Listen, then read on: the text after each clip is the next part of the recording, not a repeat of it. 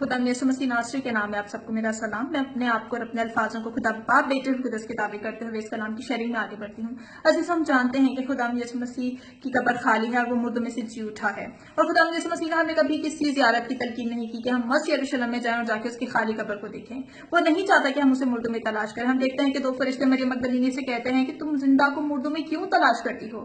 खुदावन तो हम में बसता है, वो हमें अपना मकदस कहता है, वो हमें अपनी हैकल कहता है। वो चाहता है हम अपने अंदर झांकें और अपनी जिंदगी में उसे लाइफ एक्सपीरियंस करें। वो हमसे डायरेक्ट पर्सनल रिलेशनशिप चाहता है। हम आज खुदाम के कलाम में से सीखेंगे कि खुदाम यीशु मसीह के बारे में जानना और खुदाम यीशु मसीह को जानना दो डिफरेंट चीजें हैं। पढ़ेंगे हम मुकद्दस लूका तबीब की मार्फत लिखी गई इंजील उसका 24वां बाब उसकी कुछ आयात लिखा है।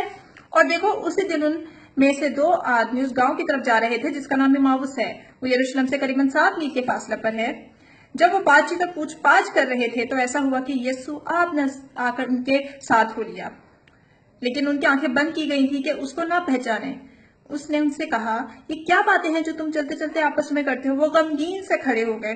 फिर एक ने, जिसका नाम क्लेoपास था, जवाब में उससे कहा, क्या तू यरूशलेम में अकेला मुसाफिर है जो नहीं जानता कि इन दिनों में क्या क्या हुआ है? आमीन।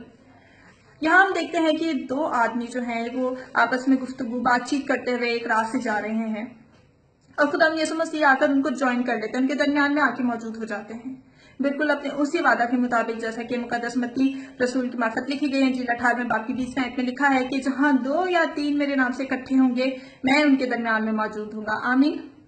अब अजीज, जरूरी नहीं है कि जब हम खुदा यीशु मसीह को अपने बीच में पाना चाहते हैं तो हम बहुत ज्यादा दुआएं करें, बहुत ज्यादा रूहानियत के रूह में बहें। नहीं, जब हम खुदा यीशु मसीह के बारे में बातचीत ही कर रहे होते हैं तो वो हमारे दरमियान में आ मौजूद होता है। Praise the Lord. बिल्कुल इसी तरह जैसे कि इस इम्माउस की राह पर हुआ। फिर हम देखते हैं कि इन दो लोगों के लिए लिखा हुआ है कि गमगीन है। खुदा यीशु मसीह के साथ है और फिर भी ये गमगीन है। ऐसा क्यों? क्योंकि ये खुदावन के बारे में तो जानते हैं लेकिन खुदा यीशु मसीह को अपनी लाइफ में एक्सपीरियंस नहीं कर रहे।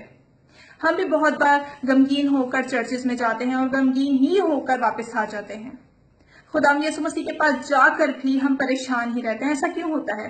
क्योंकि हम लोग खुदा यीशु मसीह को जिंदा नहीं समझ रहे होते, हम उसे मुर्दों की तरह ही तलाश कर रहे होते हैं। खुदावन चाहता है कि हम उसे जिंदा की तरह तलाश करें, हम उसे अपनी जिंदगी में एक्सपीरियंस करें। अजीजों, ईमान जो है वो तूफान से पहले या तूफान के बाद नहीं रखना होता। ईमान जो है तूफान के दरमियान में, आग के दरमियान में, मुसीबतों के दरमियान में रखना होता है। जब कश्ती हो समंदर में और पीछे हो फौजें, वो टेस्ट होता है, वो टाइम होता है, वो सिचुएशन होती है जो हमें प्रमोशन की तरफ लेकर जाती है। इब्रानियों के नाम खत उसके 11वें बाब में लिखा है, बगैर ईमान के उसे पसंद आना नामुमकिन है। आए हम अपने अपने ईमान को देखें कि क्या हमारा ईमान उसके कद के अंदाजा तक है कि उसे पसंद आए, वो हमें नादान ना समझे, वो हमें कम एतकाद ना पुकारे। आए हम ईमान ऐसा रखें कि उसे पसंद आए और हम उसकी कुदरत को, उसकी नेमतों को, उसकी ब्लेसिंग्स को, उसकी बरकतों को हम अपनी जिंदगी में एक्सपीरियंस करें। फिर हम जो चाहते हैं हमारे लिए हो जाएगा। आए हम अपने अपने ईमान के लेवल को, स्टैंडर्ड्स को बढ़ाएं और खुदावन के आगे पेश करें, अपने ईमान को महफूज रखें। खुदा इस कलाम के वसीला से मुझे और आपको बहुत ज्यादा बरकत दे। आमीन।